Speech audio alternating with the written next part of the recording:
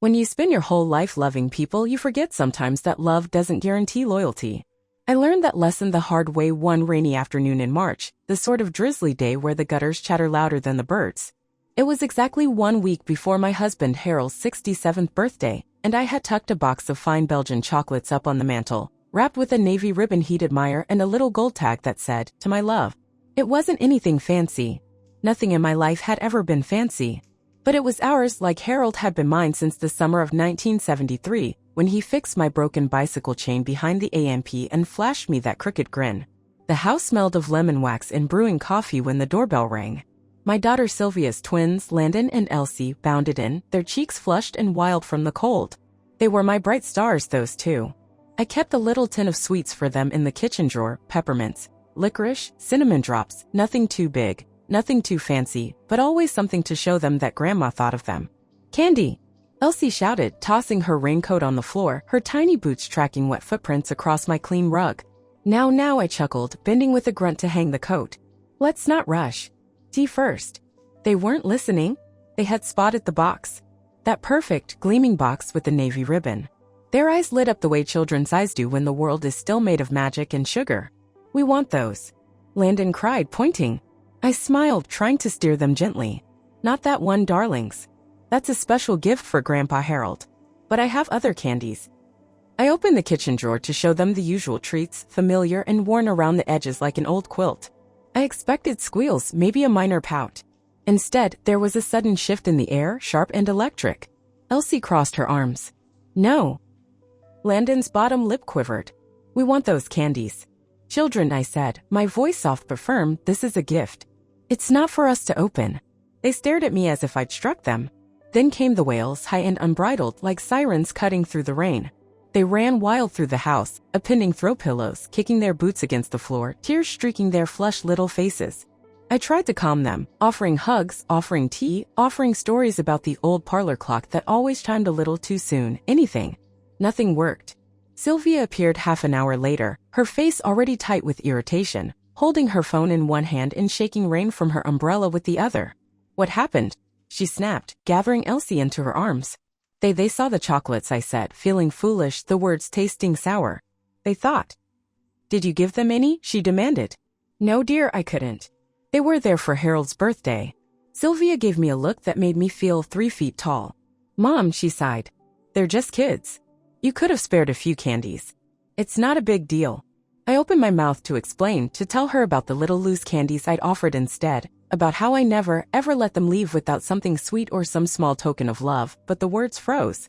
Sylvia was already bundling them back into the car, muttering about kids bouncing off the walls and sugar crashes.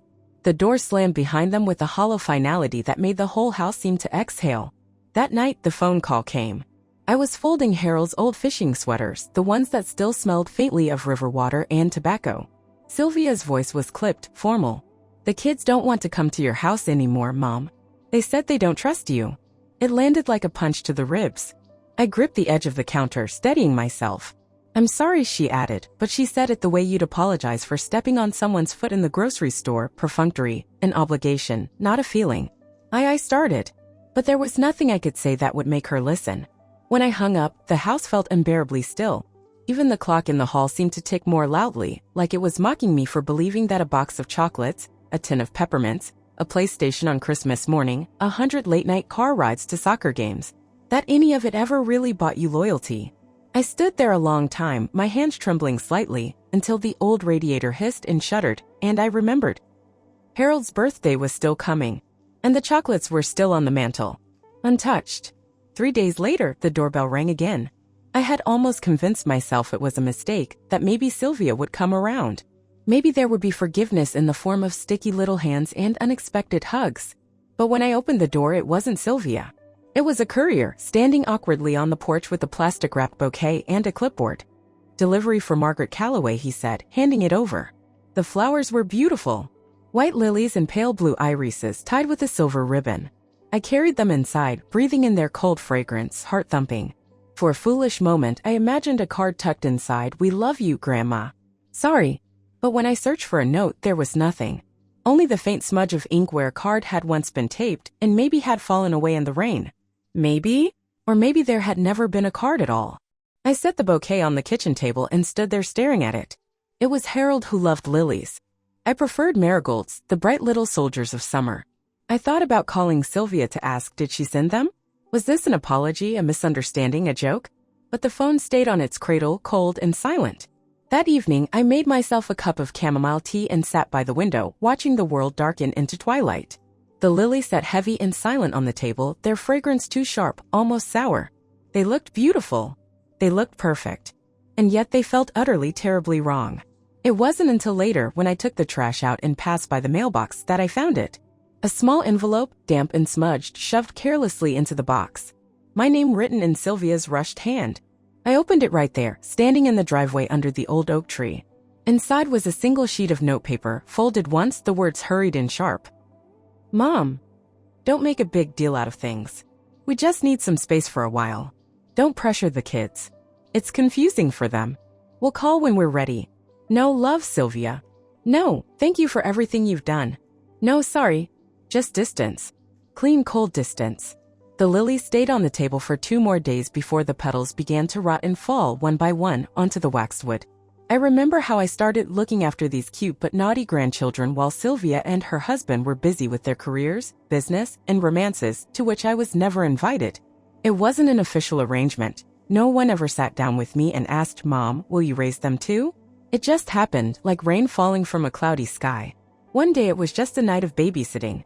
Then weekends. Then picking up the kids from school and grocery lists with small shoe sizes written in the margins. It was supposed to be temporary. Sylvia said it with a bright, fragile smile. Just until we get through this busy period, Mom. Then everything will settle down. That busy period stretched into years. I bought groceries. I patched jeans worn out on the playground. I bought birthday cakes, Easter baskets, and Halloween costumes, all without a word and without the eagerly awaited paycheck. I packed lunch boxes with handwritten notes inside. I spent long nights on the couch because someone was having a nightmare and needed Grandma to protect them from the monsters. The children, God bless them, were spoiled. They fought like puppies over little things: who would sit at breakfast, who would get the blue cup, who would get more bubbles in the bath. Pillows became weapons, and I swear there were days when the living room looked like a small, noisy hurricane had swept through, leaving behind laughter and crushed Cheerios. On the one hand, it was precious, watching them twirl and spin like dervishes, their little legs running down the hallway, their laughter echoing throughout the house that Harold and I had once built with our own hands. But on the other hand, to put it mildly, it wasn't always very pleasant. Sometimes it felt like trying to hold back a river with a teaspoon. Sometimes I felt invisible, quietly moving from room to room, tidying up so that others could enjoy life without noticing my efforts. Every night, when they finally fell asleep in their beds, their hair still smelling of bubble gum shampoo, I would sit at the kitchen table, my back aching, and think. They'll say thank you. One day. But that someday rarely came. Sometimes people, even those you love the most, have a psychological barrier when it comes to gratitude. They treat care like oxygen, something that is simply there, invisible and expected until it is gone. I don't hear enough thank yous. Not from Sylvia. Not from anyone really. Once on my own birthday, I sat alone at the kitchen table with an untouched cake from the store in the fridge because everyone was stuck and busy at work and school. I cut myself a small piece, lit a single candle, and quietly sang, "Happy Birthday." The candle flickered and went out before I could finish the last line. I washed the plate, wiped the crumbs into the sink, and went to bed without making a fuss. Because that's what you do when you're a building frame around which everyone else builds their lives but never thinks to decorate. But I do enough to make up for it, at least that's what I tell myself. I love enough to fill the silence.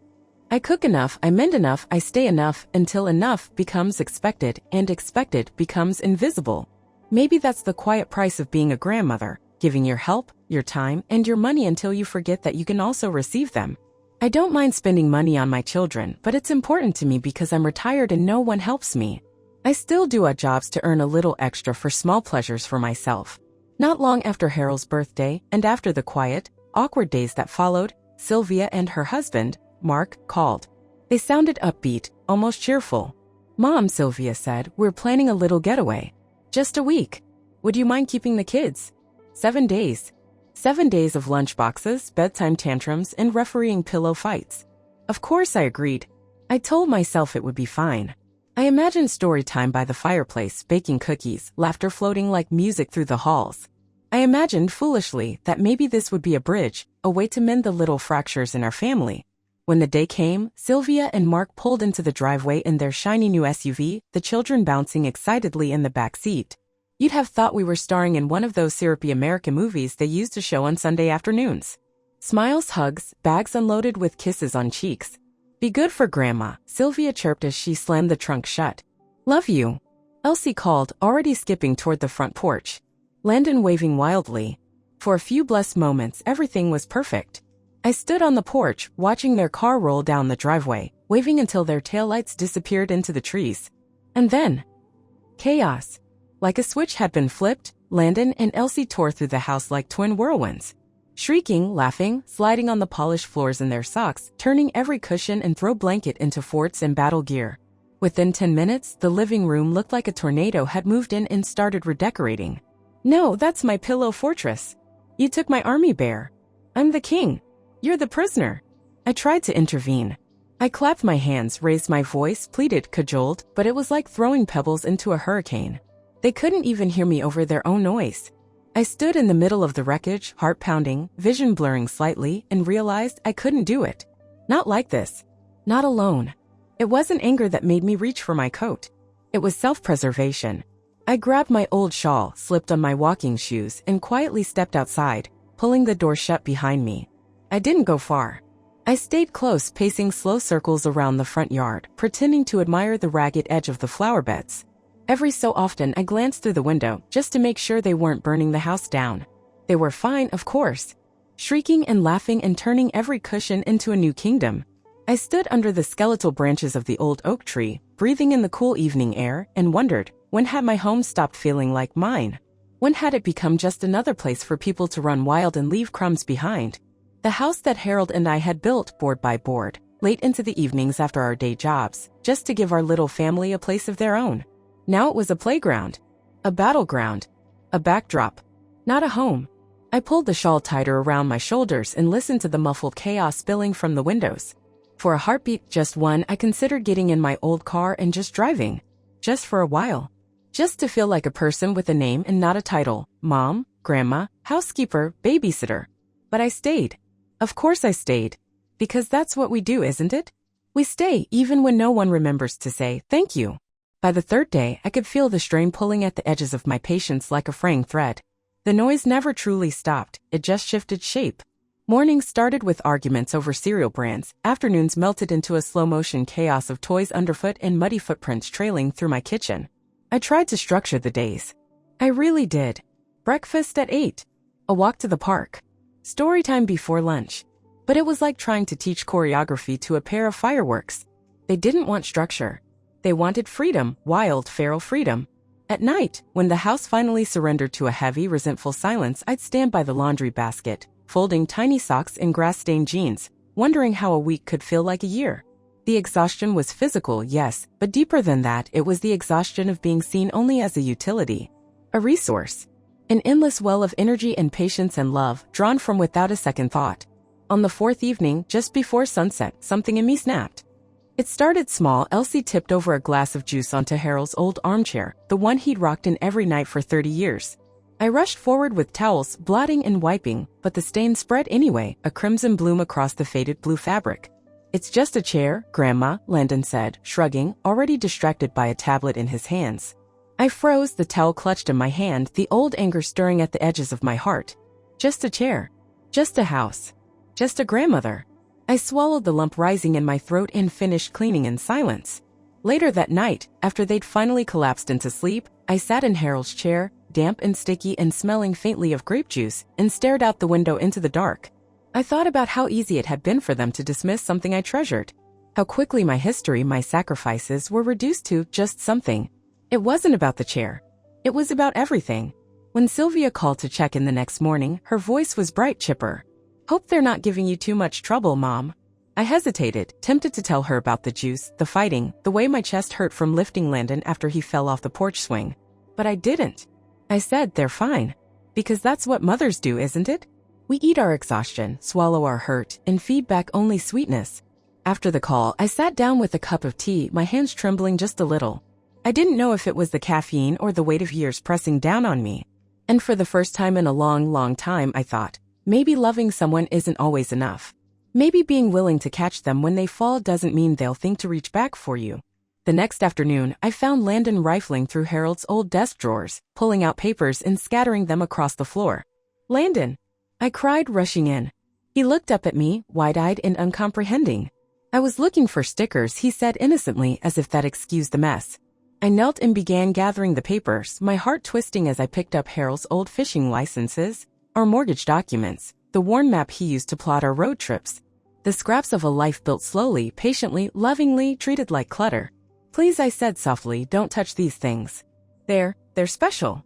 He shrugged and wandered off, already bored. I stayed there on the floor a long time, surrounded by the pieces of my past, clutching them to my chest as if they could somehow hold me together. The house felt different after that. Quieter, but not in a peaceful way.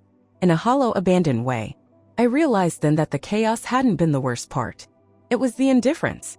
By the 6th morning, I woke before the sun, the house still and heavy around me. I sat by the kitchen window, cradling a chipped mug between my palms, watching as the light crept slow and thin across the floor. The kids would be up soon. They'd tumble down the stairs in a blur of socks and demands, and the day would unravel from there. I felt it in my bones before it even began. But that morning, something inside me felt different. Not angry, not bitter, just gone. I went through the motions, made pancakes, poured juice, hunted for lost sneakers. I answered questions and settled disputes and bandaged a skinned knee when Landon tripped chasing Elsie through the backyard. But I wasn't really there. It was like watching someone else's life through a pane of glass. I moved, I spoke, I smiled when necessary. But it was all hollow, like reading a script I'd grown too tired to memorize. When Sylvia called around noon to check in, her voice chirping through the phone like a bluebird on a branch, I set the receiver down on the counter and let it talk into the air. I couldn't summon the energy to pretend. "Thanks again, Mom," she said. "You're a lifesaver." A lifesaver. Like a tool. Like a convenience. The word clanged inside my chest, empty and metallic. After I hung up, I walked into the living room and looked around. The cushions were on the floor again. The coffee table was littered with half-empty cups and sticky fingerprints. Harold's chair sat in the corner, dull and stained. I pressed my hand against my heart and felt it beating, slow and steady. Proof that I was still here. But I didn't feel here. I felt like a ghost. That afternoon, I packed a small bag and left it by the front door. Just a few things, a change of clothes, a paperback novel I'd been meaning to read for years, a photo of Harold and me taken on the steps of this house. I wasn't planning to leave, not really. But having the bag there ready felt like planting a tiny flag of rebellion inside myself. A reminder that I had a choice. As evening fell, the children finally slowed, their energy spent. They curled up on the couch, dozing off in a tangle of limbs and soft breathing. I watched them from the doorway. They looked so innocent like that. So small. So utterly unaware of the woman who had built a kingdom for them out of love and was now slipping, inch by inch, into invisibility. I thought about all the years I'd spent building this family, thinking it would be enough to secure my place in it. And I realized something cold and sharp. Loyalty isn't built on love alone. It's built on being seen. And somewhere along the line, they'd stopped seeing me. I turned off the lights one by one and climbed the stairs to my bedroom. I shut the door behind me with a soft click and leaned against it, breathing in the quiet. Outside, the wind stirred the trees, whispering secrets I could almost hear. Maybe tomorrow I would leave, just for a while. Maybe I would slip away before breakfast, walk down to the little diner on Main Street, sit with a hot cup of coffee and a book, and be nobody for a few hours. Just a woman with a name. Not a title. Not a ghost. The next morning, an idea came to me, not out of hope, but out of sheer stubbornness. If they couldn't hear me, maybe they could taste me. Taste the patience, the effort, the love that had always been there, soft and steady as the ticking of the clock in the hallway. I left a note on the table, went to the store. Stay home. And for the first time in a long time, I closed the front door behind me. I walked 2 blocks to McKenna's Market, a small corner store that had been on Main Street longer than I had lived there. The bell above the door rang so familiarly it hurt. I found them at the register, the same box of fancy Belgian chocolates I had given Harold. Blue ribbon, gold tag, elegance and frivolity in a single package. I bought 2 boxes. And since part of me still wanted to laugh again, I also picked up a pack of old-fashioned chewing gum and a jar of colorful jelly beans. When I got home, the kids were where I left them, fighting over the TV remote. I didn't say a word. I placed the 2 boxes on the dining room table with the precision of a magician setting up a stage. "Grandma has a task for you," I said in a quiet, dramatic voice. "These candies are magical. But the magic only works when you earn them. That got their attention. Elsie's eyes widened. Landon dropped the remote. How can we earn them? Landon asked, suspicious but intrigued. It's simple, I said, folding my arms. Today's task is silence. 1 hour of quiet. No yelling. No fighting. No jumping on the furniture. They exchanged skeptical glances. And if you succeed, I added, leaning in as if sharing a big secret, you'll get the first treasure. They nodded solemnly as if I had handed them a map to buried gold. The first 10 minutes were unbearable. Slight movements, muffled giggles, Elsie whispering to herself like a kettle about to boil. But they tried. They tried very hard. After 40 minutes, Landon started singing a little too loudly, and Elsie almost pounced on him, but one stern look from me brought them back to the task at hand. When the hour struck, I rang the old brass bell from Harold's workshop. The treasure is open, I announced, and handed each of them a chocolate bar wrapped in foil, so shiny it looked like something from a pirate's treasure chest. The rest of the afternoon passed in the same rhythm. Small tasks, small treasures. Gather all the toys. 1 candy. Say something nice to your sister. 2 candies. Share the tablet without fighting. A cigar of gum for the winner. The house became quieter, softer, like a pond after a pebble has fallen into it. That evening, as the sun sank low over the backyard, I sat on the porch with my coffee, listening to them play, not shouting, not fighting, just playing. An uncertain peace woven from sweet moments and small victories. For the first time all week, the house didn't feel like a battlefield. It felt like home again. And as I sat there, wrapped in Harold's old shawl, I thought, maybe I'm not a ghost after all. Maybe I'm still here. Just learning to be visible in a new way. That night, when the sun had set and the children were asleep in their makeshift beds, I sat with a book on my lap next to Harold and felt an unfamiliar warmth blossoming in my chest. Maybe it will work, I thought. Maybe I've found a way to get back to them. But when I went to the kitchen to pour myself a glass of water before bed, I saw empty candy boxes on the floor, torn ribbons, gold tags discarded like old receipts. All the chocolate candies were gone. I stood there frozen, watching the foil crumbs and chocolate stains dirty my clean floor. An unpleasant feeling came over me. I opened the jar of jelly beans I had hidden behind the bread box. Empty. Cigarette gum? Gone. My magic had been plundered while I sat on the porch dreaming of closeness. The next morning, things got even worse. Without the incentive of treasure, the children instantly reverted to their old ways. Screaming, pushing, fighting over the last piece of toast. Landon threw such a tantrum that he knocked over Harold's old lamp, smashing the ceramic base into dozens of sharp pieces. Elsie cried as I scolded them, accusing me of being mean and no fun. No fun. Those words echoed inside me, reopening old wounds. I sat on the back porch until noon, my head in my hands, the sounds of their argument filtering through the screen door. Harold found me there, gently placing his hand on my shoulder, silent but calm. There was no need for words between us. The weight of everything that had happened hung in the air. Call her, he said quietly. Tell Sylvia. And I did. I dialed Sylvia's number with trembling fingers. When she answered, cheerful and distracted, I didn't waste any time. I told her everything about the tantrums, the broken lamp, the stolen candy, the arguments that seemed endless. They're just kids, Mom, she said, laughing as if I were exaggerating. As if a broken family heirloom and a broken heart were things that could be easily discarded.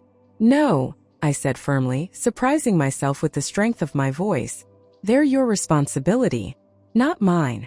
There was a long pause on the line, filled with everything she didn't say. That day, I packed the last few candies into a small tin and hid it high up in the closet where little hands couldn't find it. I silently made sandwiches, placed them on the table without a word, and sat down with such a heavy sigh that it felt like the air around me had curled up. They didn't even notice. The evening after I called Sylvia, the house felt different, like a stage after the curtain has fallen. I watched Landon and Elsie with new eyes. Not cruel, not unkind, just clear. I saw the way Landon pulled on Elsie's braid just because he could. The way Elsie threw her empty juice box onto the floor and walked away, leaving it for me to find. I saw the way they moved through the house like it owed them something. And for the first time in my life, I realized I didn't have to pick up after them. I didn't have to be the catcher's mitt for every tantrum, every slammed door, every shouted demand. Harold sat beside me on the porch that evening, his hand warm over mine. We watched the children through the living room window, arguing over the tablet again. You don't have to do this anymore, he said simply. The next morning I packed 2 small overnight bags, One for Landon, one for Elsie with a few essentials. I set them by the door. When Sylvia called to check in, I didn't wait for her usual cheerful excuses. Come get them, I said. Today. There was stunned silence on the other end. Mom, we still have 2 days left of our trip. Come get them, I repeated. I love them, but I am not their warden. I'm not their entertainment committee. I'm not their doormat. She tried to argue, her voice rising, but I stood firm, feeling Harold's quiet strength steadying me across the kitchen. We will, she said finally, clipped and cold. I hung up the phone and leaned against the counter, my heart pounding in my chest, not from fear, from relief. The rest of that day was a blur. Landon pouted. Elsie sulked. I offered no bribes, no distractions. I simply existed beside them, silent and immovable. When Sylvia and Mark pulled into the driveway, the kids ran to them with a burst of energy I hadn't seen in days. Grandma was mean. Elsie tattled immediately, her voice high and wounded. Sylvia shot me a look full of judgment. I didn't flinch. I handed her the bags. I kissed each child on the forehead, feeling the distance already growing between us. I love you, I said quietly, and that was all. No explanations. No apologies. They drove away in a cloud of dust, and I stood on the porch until they were just a smudge on the horizon. Harold came up behind me, slipped his arm around my waist. You did the right thing, he said. I leaned into him the way I had leaned into him for nearly 50 years, through every storm life had thrown at us. I know, I whispered. Inside, the house was quiet. Not empty, just peacefully, blessedly quiet. And for the first time in what felt like a lifetime, I sat down in Harold's chair, pulled a blanket over my lap, and let the silence heal the places their noise had battered. I wasn't just a grandmother. I was still a woman. Still someone with limits. Still someone who deserved peace. The first few days after they left, Harold and I moved through the house like a pair of survivors after a storm. It was strange at first how silent everything was. No toys underfoot. No sticky juice spills. No tears. No laughter either, but for now the stillness felt like a balm. I swept the floors. I washed the last fingerprints from the glass doors. Harold mended the broken lamp, humming under his breath the way he always did when his hands were busy. We didn't talk about it much. We didn't need to. But late one evening, while we sat in our chairs by the fire, Harold said, "They'll understand one day." I looked at him, the flames painting his face in warm gold, and realized I wasn't so sure. Maybe they would. Maybe they wouldn't. But I couldn't live my life waiting for gratitude that might never come. A few days later, a small envelope appeared in our mailbox. No stamp. Hand-delivered. It was a note from Sylvia. Mom, I'm sorry you felt overwhelmed. Maybe we shouldn't have asked so much. The kids are still upset, but they'll get over it. I hope we can all move past this. Love, Sylvia. No real apology. No real acknowledgement of what had happened. Just a polite pat on the head in a hope that I would quietly forgive and forget.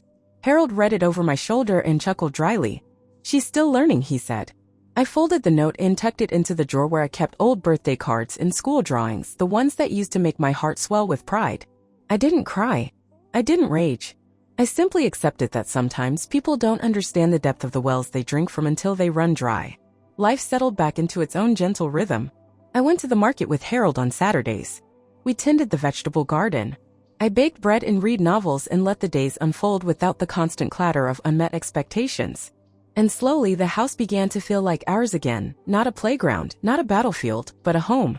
One afternoon, as I dusted the old mantel where Harold's unopened birthday chocolate still sat, I smiled. I didn't need anyone's permission to find joy. I didn't need anyone's validation to claim peace. I had given enough. I had loved enough. And now I was learning, finally, how to give a little of that love back to myself. It was a Sunday afternoon when the knock came at the door, 3 short raps, hesitant but insistent. Harold and I were just finishing a quiet lunch of tomato soup and homemade bread. We exchanged a glance, the same one we'd shared for decades, reading each other's worry without a word. I wiped my hands on a towel and opened the door. There stood Sylvia. Alone. No children clinging to her skirt, no Mark waiting in the car. Just Sylvia, her face pinched and pale, her hands twisting the strap of her purse. "Can I come in?" she asked, her voice smaller than I remembered. "Of course," I said, stepping aside. She perched on the edge of the armchair, looking around the living room like she barely recognized it. I sat across from her, Harold standing just behind me, silent but steady. For a long moment, nobody spoke. Then, haltingly, she began. I didn't realize, she said, how much we took you for granted. I said nothing. Sometimes silence is the only true mirror. The kids, she continued, they miss you. They don't really understand why you were upset. And she swallowed hard. Maybe neither did I. Still, I waited. She fiddled with the purse strap again, then blurted, I always just thought you liked helping. That it made you happy. It did, I said softly. Until it didn't. Tears welled in her eyes, and for a moment, I saw my little girl again. Not the polished adult who dropped off her children like laundry, but the girl who used to climb into my lap with scraped knees and wild stories. I'm sorry, Mom, she whispered. I should have said it more. I should have seen you. I reached across the coffee table and took her hand. It was trembling. Seeing someone isn't just about needing them, I said gently. It's about respecting them. We sat like that for a long time, hands linked across the gulf that had widened between us over the years. Harold quietly retreated to the kitchen, giving us space. I heard the soft clink of dishes being put away, the familiar soundtrack of a man who knew when to speak and when to let silence do the work. Sylvia wiped her eyes with a crumpled tissue and managed a small, watery smile. Would you want to come over next weekend? She asked. For dinner? No babysitting. Just you and Dad. I smiled back, feeling the old warmth flicker to life in my chest. We'd like that, I said. She stood, hesitated, and then leaned down to hug me. It wasn't the quick, distracted hug of a woman with 1,000 other things on her mind. It was tight. It was real. After she left, Harold came back and sat beside me, his hand finding mine with the ease of long practice. See, he said, squeezing gently. Told you they'd understand one day. I rested my head against his shoulder and closed my eyes, letting the quiet wash over me. Maybe not perfectly. Maybe not immediately. But they were learning. And sometimes that was enough. The following weekend came quicker than I thought it would. Harold and I stood on the front porch, the late afternoon sun painting the world in gold, waiting for Sylvia and Mark to arrive. For a moment, I felt the same flutter in my chest I used to feel before hosting Christmas dinner, a mixture of hope and dread. The car pulled into the driveway, and I saw them step out. Mark carrying a casserole dish, Sylvia with a bouquet of daisies, not roses or orchids, but daisies, simple and cheerful and exactly right. And behind them, cautiously stepping onto the gravel path, were Landon and Elsie. No wild shrieking. No tantrums. Just two wide-eyed children clinging shyly to a stuffed animal and a backpack. They asked to come, Sylvia said quietly as she handed me the flowers. They wanted to see you. I took the daisies and pressed them to my heart. Inside, the evening unfolded slowly, carefully, like a fragile truce being tested. We ate at the big oak table Harold built decades ago, the one that had hosted every Thanksgiving, every birthday, every Sunday roast. The casserole was too salty, the rolls were a little burnt, but no one complained. No one raised their voice. After dinner, while Harold and Mark cleared the table, Sylvia and I sat in the living room, sipping tea. They've been talking about you all week, Sylvia said, smiling softly. Elsie kept asking if you'd read her a story again. I laughed, surprised by the sudden lump in my throat. I think I'd like that, I said. Before long, Landon crept into the room, dragging his worn blanket. Elsie followed, her arms full of picture books. Grandma, Elsie said, her voice small. Will you read to us? The book spilled across my lap, dog-eared fairy tales, colorful adventures, and I read, my voice steady and warm, while two small heads leaned against my knees. Harold watched from the doorway, a soft smile tugging at the corners of his mouth. When the stories were done and Landon and Elsie were bundled back into their coats, Sylvia hugged me tightly. Thank you, she whispered, for giving us another chance. Thank you, I whispered back, meaning it. That night, after the house had emptied and Harold and I sat side by side in the quiet again, I realized something. Boundaries hadn't broken us. They had saved us. I had thought saying no would close a door forever. But instead, it had opened a new one, a door where respect, not guilt, was the foundation. And for the first time in a long, long time, I was proud not just of the family I had built, but of the woman I had finally become. Over the next few weeks, the small ritual began to root itself into our lives. Every Sunday evening, Sylvia, Mark, Landon, and Elsie would come over. No expectations. No babysitting assignments. Just family. The first few visits were cautious. Landon still tested the waters, occasionally tugging at a lamp cord or racing across the living room. Elsie sometimes needed gentle reminders to say, please and thank you. But the difference was night and day. Their laughter wasn't the wild, feral shrieking it had once been. It was lighter, freer, like a song half remembered but still beautiful. I started finding little notes left around the house after they left. a crayon drawing of a heart on the fridge, a scribbled "I love you, Grandma" on the corner of my grocery list. Tiny, clumsy offerings that meant more than all the store-bought bouquets in the world. One Sunday after dinner, Landon climbed up into Harold's old armchair, the one that had survived juice spills and tantrums, and snuggled into its worn cushions. "This chair smells like Grandpa," he announced proudly, looking over at Harold with a grin. Harold chuckled, setting down his coffee. "That's because it's soaked up about 40 years of my stubbornness." We all laughed, even Mark, who had been stiff and awkward those first few weeks but was slowly beginning to thaw. Sylvia started bringing dishes she had made herself, even if they weren't perfect. She asked questions about Harold's garden, about my recipes. She listened not with the distracted politeness of duty but with real interest. One evening, while Harold was out back watering the tomatoes, Sylvia sat beside me on the porch swing, her legs tucked up under her like she used to sit when she was a teenager. "I didn't know how much you did for us," she said quietly. "When I was little. Even after Dad, you know." I looked at her, at the woman she had become, and felt a deep, aching pride. "That's the thing about mothers," I said, smoothing the fold of my skirt. "You don't see everything we do until you need to be that person for someone else." She nodded, tears shining in her eyes. "Thank you," she said again, but this time the words landed differently. They were heavier, truer, the kind that sink into your bones. Later, after the dishes were washed and the children bundled into the car, Harold and I lingered on the porch, watching the stars blink into life. "You know," Harold said, sipping his tea, "maybe all it ever took was standing up for yourself." "Maybe," I said, leaning my head on his shoulder. "Or maybe it just took time." We sat there for a long time, listening to the night sounds, the creak of the swing, the distant chirp of crickets, the old house settling into itself. And in that quiet, I realized something even deeper. Forgiveness isn't a grand gesture. It's 1,000 small choices made day after day. It's choosing to keep the door open just wide enough for someone to find their way back. It doesn't erase the hurt, but it stitches something stronger over it, a patchwork quilt made of second chances. As Harold and I finally rose to go inside, I took one last look at the house, the garden, the worn path to the mailbox, the old oak tree stretching its arms to the stars. Home. Not just a place you keep standing for others. A place that keeps standing for you too. And this time I stepped through the door not as a ghost, not as a giver without end, but as a woman who had finally learned to hold a little love back for herself. The story wasn't over. It never would be. But for the first time in a long time, it was mine to tell.